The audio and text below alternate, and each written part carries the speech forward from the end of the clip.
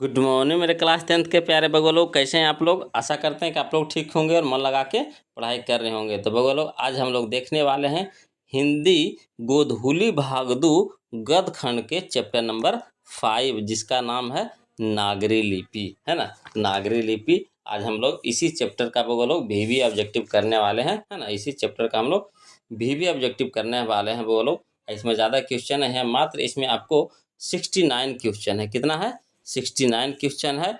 और हमारी यही उम्मीद है बगलों कि इस 69 क्वेश्चन से आपको एक भी क्वेश्चन फालतू नहीं आएगा। इसलिए आप लोग से निवेदन है कि इस 69 क्वेश्चन को, है ना, जैसे भी हो समझ करके, याद करके, रट करके, जैसे भी हो इसको क्लियर कर लीजिएगा। काहे कि इससे आपको एग्जाम में 2 से 3 नंबर का क्वेश्चन आपको हर एक साल पूछता है इस चैप्टर से। तो परीक्षा के हिसाब से बगलों यह बहुत ही इंपॉर्टेंट चैप्टर है। करना क्या है बगलों, आप लोग से निवेदन है कि आप क्या कीजिएगा, इस 69 क्वेश्चन को पहले आप खुद से बनाइएगा ईमानदारी से। इस 69 क्वेश्चन को आप खुद से बनाइएगा, है ना, ईमानदारी से। और उसके बाद जो हम आंसर बताएंगे उसे आपको मिलाते चलना है। और लास्ट में हमें कमेंट करके बताइएगा कि आपने कितना नंबर का सही बनाया है। तो कहेगा ऐसा करने से क्या होगा सर? तो ऐसा करने से आपका साथ में टेस्ट भी हो जाएगा और साथ में आपका चैप्टर बाय चैप्टर ऑब्जेक्टिव भी क्लियर हो जाएगा। अब जो कुछ पढ़े हैं तो उनके लिए तो फ़ायदा हो जाएगा कि टेस्ट में मार रहे हैं साथ में, और जो अभी नहीं पढ़े हैं तो उनका ऑब्जेक्टिव क्लियर हो जाएगा। क्लियर है? तो शुरू करें, है ना। तो यही निवेदन है कि प्लीज़ खुद से बनाइए। जो भी बने, गलत बने सही बने, यहाँ पे कौन मारे, आपका फाइनल टेस्ट हो रहा है। जो गलती जाएगा उसको याद कर लेना है, समझ लेना अच्छी तरह से, है ना। तो देखते हैं पहला नंबर का क्वेश्चन कौन पहले जवाब देते हैं, है ना। क्वेश्चन नंबर फर्स्ट देखिएगा वो लोग ध्यान से। क्वेश्चन नंबर फर्स्ट, इसका सही सही जवाब दीजिए। तो आप कौन पहले जवाब देते हैं? इसका सही जवाब कहता है क्वेश्चन नंबर फर्स्ट, है ना, कि हस्तलिपि, है ना, हस्तलिपि किसे कहते हैं। 2025 का क्वेश्चन है बोलो, देखिए 2025 में पूछा गया हस्तलिपि, है ना, किसे कहते हैं। तो हस्तलिपि कहते हैं बोलो हाथ की लिखावट को। हाथ की लिखावट को हस्तलिपि कहते हैं। ऑप्शन नंबर डी हमारा यहाँ पे सही हो जाएगा। चलिए क्वेश्चन नंबर 2 देखिए बोलो, कहता है बादशाह अकबर ने जो सिक्का चलाया था, समझिएगा, बादशाह अकबर ने जो सिक्का चलाया था उस पर किनकी आकृति अंकित है ना। उस पर किनकी आकृति अंकित है? तो राम सीता की है। ऑप्शन नंबर सी हो जाएगा हमारा सही, है ना, राम सीता की। चलिए क्वेश्चन नंबर हम लोग 3 देखते हैं वो लोग। क्वेश्चन नंबर 3 देखते हैं। देखिए कहता है क्वेश्चन नंबर 3, ध्यान से देखिएगा। कहता है क्वेश्चन नंबर 3 कि बादशाह अकबर ने जो सिक्का चलाया था उस पर कौन शब्द अंकित है। बादशाह अकबर ने जो सिक्का चलाया था, है ना, उस पर कौन शब्द अंकित है? तो राम सिय, राम सिय, है ना। ऑप्शन नंबर डी हो जाएगा राम सिय। चलिए क्वेश्चन नंबर 4 देखिएगा वो लोग, सही जा रहा आप लोग से, ध्यान से बनाइएगा, हवड़ाना नहीं है। देखिए कहता है निम्न भाषाओं में से किस भाषा को देवनागरी लिपि में लिखते हैं। निम्न भाषाओं में से किस भाषा को देवनागरी लिपि में लिखते हैं? तो हिंदी भाषा को। ऑप्शन नंबर डी हो जाएगा हिंदी, है ना। चलिए क्वेश्चन नंबर हम लोग 5 देखते हैं वो लोग। क्वेश्चन नंबर 5 देखिएगा, कहता है क्वेश्चन नंबर 5 कि स्थापत्य, है ना, स्थापत्य की उत्तर भारत की एक विशेष शैली को क्या कहते हैं। स्थापत्य की उत्तर भारत की एक विशेष शैली को क्या कहते हैं? तो नागर शैली कहते हैं। ऑप्शन नंबर बी हो जाएगा नागर शैली, है ना। चलिए क्वेश्चन नंबर 6 देखिए बोलो, कहता है टकसाल शब्द का अर्थ है। टकसाल शब्द का अर्थ है तो जहाँ सिक्के ढलते हैं, जहाँ सिक्के ढलते हैं। ऑप्शन नंबर बी हो जाएगा जहाँ सिक्के ढलते हैं, है ना। चलिए क्वेश्चन नंबर हम लोग 6 तो हो गया, अब 7 देखते हैं वो। देखिए बोलो क्वेश्चन नंबर 7 देखिएगा, कहता है क्वेश्चन नंबर 7 कि किस शासक ने ऐसा सिक्का चलाया जिस पर नागरी लिपि में राम सिय शब्द अंकित है। अभी क्वेश्चन चला था बोलो, उसी को उलट करके पूछा है ना। इसका सही ऑप्शन हो जाएगा हमारा ऑप्शन नंबर बी हो जाएगा बादशाह अकबर ने, बादशाह अकबर ने, है ना। चलिए क्वेश्चन नंबर 8 देखिए, कहता है चंद्रगुप्त द्वितीय, है ना, विक्रमादित्य का व्यक्तिगत नाम क्या था। चंद्रगुप्त द्वितीय विक्रमादित्य का, है ना, व्यक्तिगत नाम क्या था? तो व्यक्तिगत नाम था बोलो, है ना, देव। इसका व्यक्तिगत नाम था देव। व्यक्तिगत का मतलब पुकारो नाम क्या था? तो देव था। ऑप्शन नंबर सी हो जाएगा, देव। चलिए क्वेश्चन नंबर हम लोग 9 देखते हैं। कहता है काशी क्या है? काशी क्या है? तो काशी देवनागरी है। क्या है? देवनागरी है। ऑप्शन नंबर बी हो जाएगा, देवनागरी, है ना। काशी को देवनागरी बोला जाता है। बोलो, देवनागरी बोला जाता है, देवताओं की नगरी। चलिए क्वेश्चन नंबर हम लोग 10 देखते हैं। कहता है क्वेश्चन नंबर 10 कि, है ना, कर्नाटक प्रदेश का श्रवणबेलगोल स्थान किसका प्रसिद्ध तीर्थ स्थल है? कर्नाटक प्रदेश का श्रवणबेलगोल स्थान किसका प्रसिद्ध तीर्थ स्थल है? तो यह है आपका जैनों का है, जैनों का है ना। ऑप्शन नंबर डी हो जाएगा, जैन, है ना।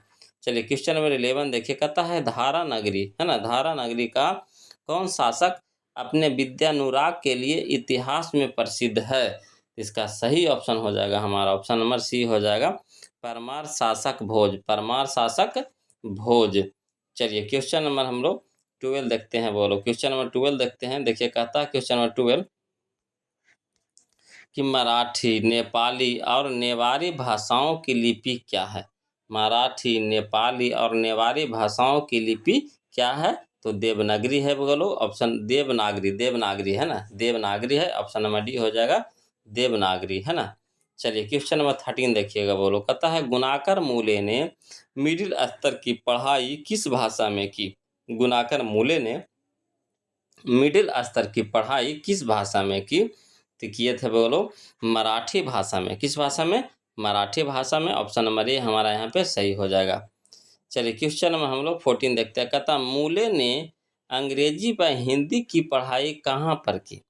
मूले ने अंग्रेजी व हिंदी की पढ़ाई कहाँ पर की? तो किए थे, है ना, कहाँ? वर्धा में। कहाँ किए थे? वर्धा में। ऑप्शन नंबर सी हो जाएगा, वर्धा।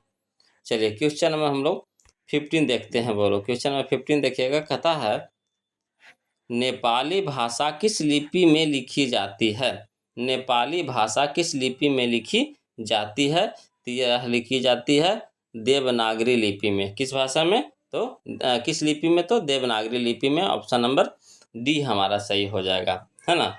चलिए क्वेश्चन में हम लोग 16 देखते हैं। बोलो, इस तरह के जो अक्षर है ना, इस तरह के जो अक्षर है का संबंध वर्तमान में किस भाषा से है ना।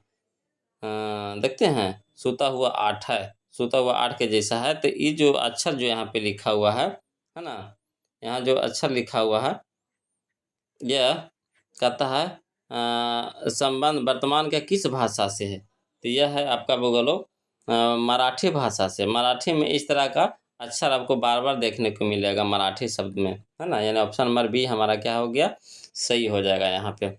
चलिए क्वेश्चन नंबर 17 देखिएगा। बोलो, कहता है बांग्ला लिपि प्राचीन नागरी लिपि की है। बांग्ला लिपि प्राचीन नागरी लिपि की है, क्या है? बोलो, तो बहन है। ऑप्शन नंबर बी हो जाएगा, बहन, है ना। चलिए क्वेश्चन नंबर हम लोग 18 देखते हैं। देखिए कहता है क्वेश्चन नंबर 18, ध्यान से देखिएगा। कहता है क्वेश्चन नंबर 18 कि केरल के शासकों के द्वारा सिक्कों पर वीर के लस्य शब्द किस लिपि में लिखी गई है? तो यह लिखा गया है बोलो आपका, है ना, किस लिपि में? तो नागरी लिपि में। ऑप्शन नंबर ए हमारा सही हो जाएगा, है ना। चलिए क्वेश्चन नंबर 19 देखिएगा। बोलो, कहता है पहले पहल किन राजाओं ने,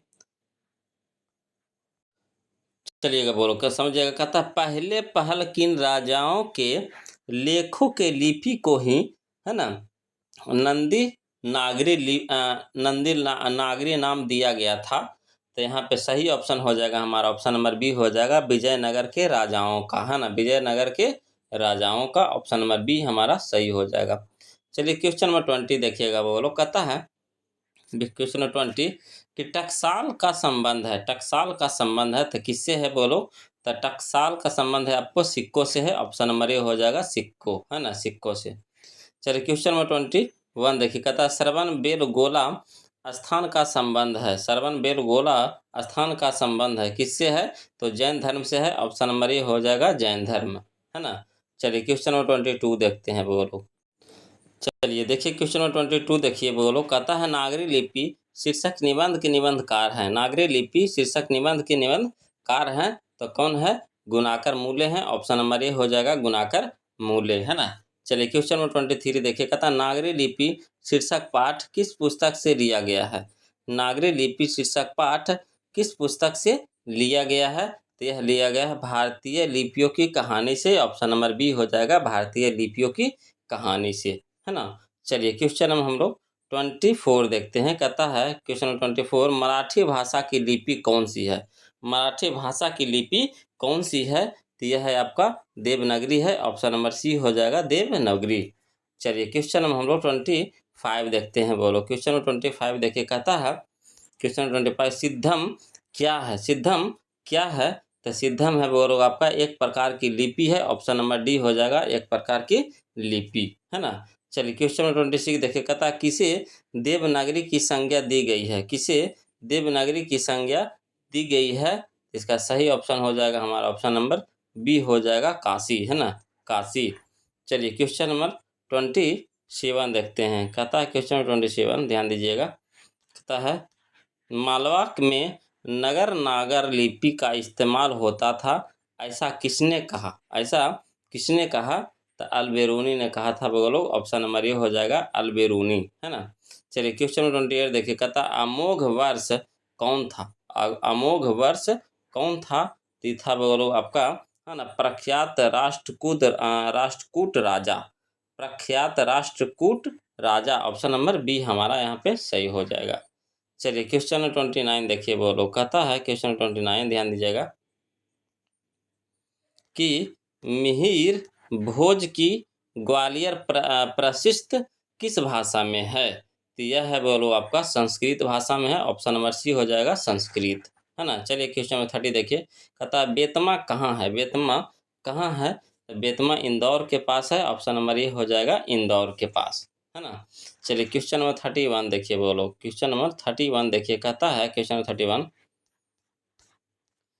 कि ईसा की 14वीं-15वीं सदी के विजयनगर के शासकों ने अपने लेखों की लिपि को कहा है। क्या कहा है, तो कहा है नंदी नागरी। नंदी नागरी लिपि कहा है। ऑप्शन नंबर ए हो जाएगा, नंदी नागरी लिपि, है ना। चलिए क्वेश्चन नंबर 32 देखिए, कहता है हिंदी लिखी जाती है, तो ये तो सबको जानते होंगे, हिंदी लिखी जाती है किस लिपि में, तो देवनागरी लिपि में। ऑप्शन नंबर ए हो जाएगा, देवनागरी लिपि, है ना।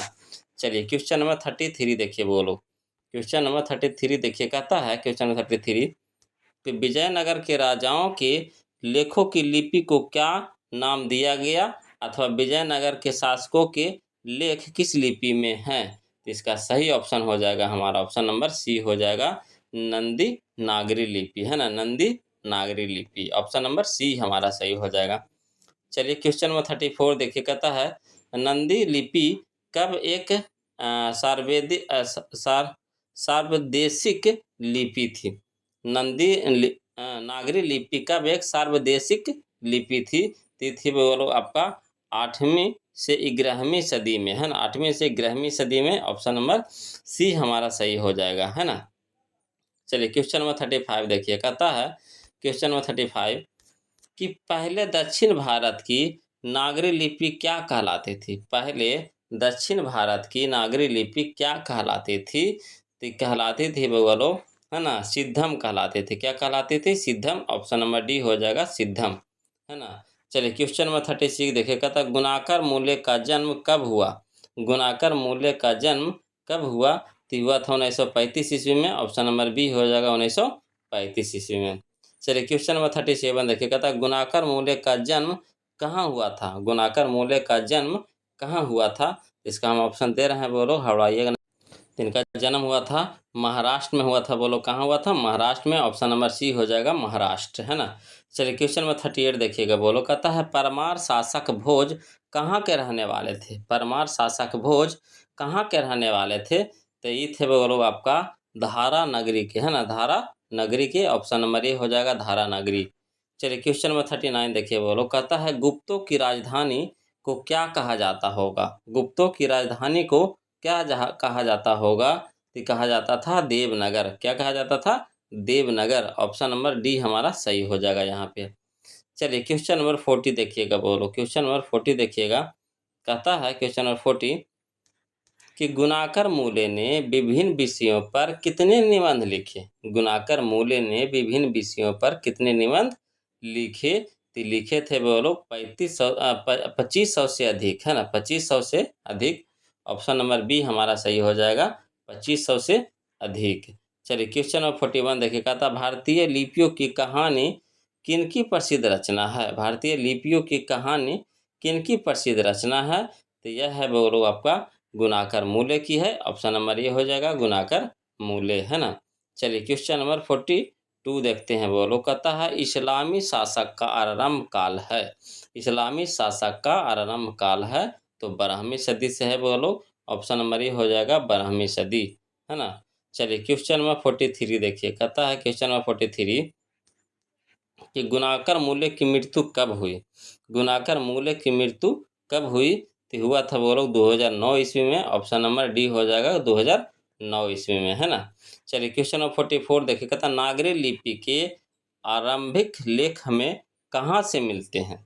तो मिलता है वो लोग आपका दक्षिणी भारत से। कहाँ से? दक्षिणी भारत से। ऑप्शन नंबर सी हमारा सही हो जाएगा। चलिए क्वेश्चन नंबर हम लोग 45 देखते हैं। बोलो कहता है बेतमा दानपत्र किस समय का है? बेतमा दानपत्र किस समय का है? तो यह है बोलो आपका 1020 ईस्वी का, है ना। 1020 ईस्वी का। ऑप्शन नंबर ए हो जाएगा 1020 ईस्वी। चलिए क्वेश्चन नंबर 46 देखिएगा, तो उत्तर भारत में नागरी लिपि के लेख कब से मिलने लगते हैं? उत्तर भारत से नागरी लिपि के लेख कब से मिलने लगते हैं? तो इसका सही ऑप्शन हो जाएगा हमारा ऑप्शन नंबर ए हो जाएगा 8वीं सदी, है ना, 8वीं सदी। चलिए क्वेश्चन में हम लोग 47 देखिए। बोलो कहता है निबंध के लेखक है। निबंध के लेखक है कौन है? गुणाकर मूले हैं। ऑप्शन नंबर ए हो जाएगा गुणाकर मूले। चलिए क्वेश्चन नंबर 48 देखिए। बोलो क्वेश्चन नंबर 48 देखिए, कहता है तमिल, मलयालम, तेलुगु, कन्नड़ भाषाएं हैं। तमिल, मलयालम, तेलुगु, कन्नड़ भाषाएं हैं। कौन सी भाषाएं हैं बोलो? तो दक्षिण भारत की भाषा है ना। ऑप्शन नंबर डी हो जाएगा दक्षिण भारत की, है ना। चलिए क्वेश्चन नंबर 49 देखिए, कहता रामायण की रचना किस भाषा में है? रामायण की रचना किस भाषा में है? तो यह है वो लोग संस्कृत भाषा में। ऑप्शन नंबर ए हमारा सही हो जाएगा। चलिए क्वेश्चन नंबर 50 देखिएगा। वो लोग कहता है क्वेश्चन नंबर 50 की नागरी लिपि, है ना, शीर्षक पाठ साहित्य की कौन सी विद्या है? नागरी लिपि शीर्षक पाठ साहित्य की कौन सी विद्या है? तो निबंध है वो लोग। ऑप्शन नंबर बी हो जाएगा निबंध, है ना। चलिए क्वेश्चन नंबर 51 देखिए, कहता है क्वेश्चन नंबर 51 कि दक्षिण भारत की नागरी लिपि क्या कहलाती है? दक्षिण भारत की नागरी लिपि क्या कहलाती है? तो क्या कहलाती है बोलो? तो नंदी नागरी। नंदी नागरी। ऑप्शन नंबर सी हो जाएगा। चलिए क्वेश्चन नंबर 52 देखिए, कहता है 10वीं से 12वीं सदी में किस रचना ने भारत यूरोप के बीच व्यापार संबंध के बारे में बताया है? तो इसका सही ऑप्शन है हमारा ऑप्शन नंबर सी हो जाएगा पद्मावत, है ना, पद्मावत। ऑप्शन नंबर सी हमारा सही हो जाएगा।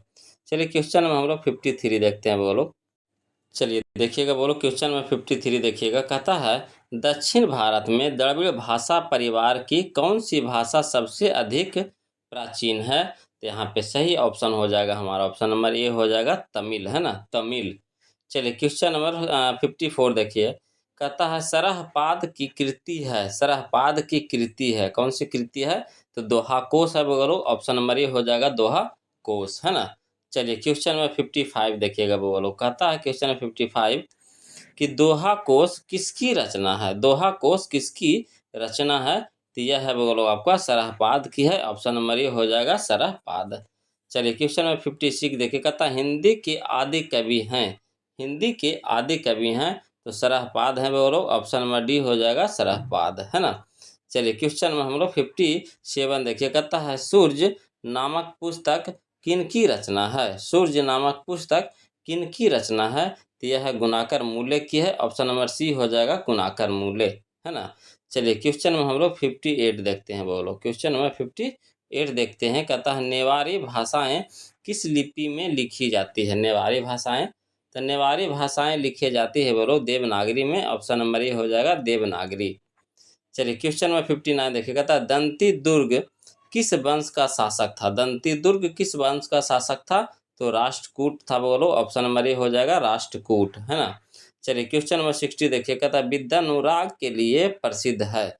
विद्यानुराग के लिए प्रसिद्ध है तो क्या प्रसिद्ध है, तो भोज है। ऑप्शन नंबर ए हो जाएगा भोज, है ना। चलिए ध्यान से बनाते चलिएगा, बोलो हवड़ाना नहीं है, हवड़ाना नहीं है। अब लास्ट होते जा रहा है, फिर कमेंट करके बताइएगा कि आपने कितना नंबर का सही बनाया है। चलिए क्वेश्चन नंबर 61 कहता दंती दुर्ग के चाचा का नाम क्या है। दंती दुर्ग के चाचा का नाम क्या था, तो बोलो यहाँ पे हो जाएगा हमारा कृष्ण था। ऑप्शन नंबर सी हो जाएगा कृष्ण, है ना। चलिए क्वेश्चन नंबर 62 देखिए, कहता है गोमटेश्वर का भव्य पुतला कहाँ है। गोमटेश्वर का भव्य पुतला कहाँ है, तो श्रवणबेलगोल में है। श्रवणबेलगोल में है। ऑप्शन नंबर ए हमारा सही हो जाएगा। चलिए क्वेश्चन नंबर हम लोग 63 देखते हैं, कहता 8वीं सदी में शिलाहारों का राज्य कहाँ स्थापित हुआ, तो महाराष्ट्र में हुआ था। बोलो ऑप्शन नंबर बी हो जाएगा महाराष्ट्र में, है ना। चलिए क्वेश्चन नंबर 64 देखते हैं, बोलो क्वेश्चन नंबर 64 देखते हैं, कहता है किस शासक का व्यक्तिगत नाम देव था। किस शासक का व्यक्तिगत नाम देव था, तो विक्रमादित्य, है ना। ऑप्शन नंबर ए हो जाएगा विक्रमादित्य का व्यक्तिगत नाम क्या था, तो देव था, यानी पुकारो नाम देव था विक्रमादित्य का। चलिए क्वेश्चन नंबर 65 देखिए, कहता है एलोरा का कैलाश मंदिर किस वंश के शासकों ने बनवाया था। एलोरा का कैलाश मंदिर किस वंश के शासकों ने बनवाया था, तो राष्ट्रकूट, है ना। राष्ट्रकूट वंश के शासकों ने बनवाया था। ऑप्शन नंबर डी हमारा सही हो जाएगा। चलिए क्वेश्चन में हम लोग 66 देखते हैं, बोलो कहता है राष्ट्रकूट की नई राजधानी कहाँ थी। राष्ट्रकूट की नई राजधानी कहाँ थी, तो मान्यखेट था, है ना। मान्यखेट, ऑप्शन नंबर ए हो जाएगा मान्यखेट, है ना। चलिए क्वेश्चन हम लोग मान्यखेट था। क्वेश्चन नंबर 67 देखिए, बोलो कहता है क्वेश्चन नंबर 67 कि गणित सार संग्रह की रचना किसने दिया था। गणित सार संग्रह की रचना किसने दिया था, तो ये दिया था बोलो आपका महावीराचार्य ने, है ना। महावीराचार्य ने। ऑप्शन नंबर बी हो जाएगा महावीराचार्य। चलिए क्वेश्चन नंबर 68 देखिए, बोलो कहता है गंग वंश के शासकों का संबंध वर्तमान के किस क्षेत्र में था। गंग वंश के शासकों का संबंध वर्तमान के किस क्षेत्र से था, तो था बोलो आपका उड़ीसा से था। ऑप्शन नंबर ए हो जाएगा उड़ीसा, है ना। चलिए क्वेश्चन में हम लोग 69 देखते हैं, जो क्वेश्चन हमारा ये चैप्टर का लास्ट क्वेश्चन होगा। बोलो ये इस चैप्टर का लास्ट क्वेश्चन है, बोलो 69, है ना। इसके बाद आपको कमेंट करके बताना है कि आपने कितना नंबर का सही बनाया है ना। शर्माइएगा नहीं, ईमानदारी से बताइएगा, ये नहीं कि शर्मा जाइएगा सर क्या कहेंगे कम नंबर आए हैं, तो ऐसा नहीं। जो भी आए जैसा आए, है ना, अपने आप पे खुश होना चाहिए। चलिए अभी तो शुरुआत ना है जी, आगे जाके फिर धीरे धीरे और बेहतर और बेहतर और बेहतर करिएगा। तो चलिए क्वेश्चन नंबर 69 देखिए, कहता है ब्राह्मी शैली का प्रचलन भी था। ब्राह्मी शैली का प्रचलन भी था, तो इसका सही ऑप्शन हो जाएगा हमारा कौन सा, तो ऑप्शन नंबर सी हो जाएगा उड़ीसा में, है ना। उड़ीसा में। तो ये था बोलो आज का, है ना, 69 क्वेश्चन, जो हमारा चैप्टर नंबर किससे था बोलो, तो चैप्टर नंबर 5 से था। अब उम्मीद करते हैं कि वीडियो को तो आप लाइक कर ही दिए होंगे, और जो अभी तक चैनल को सब्सक्राइब नहीं किए होंगे तो प्लीज़ कर दीजिएगा, है ना। फिर मिलते हैं हम लोग अगले वीडियो में, तब तक के लिए जय हिंद।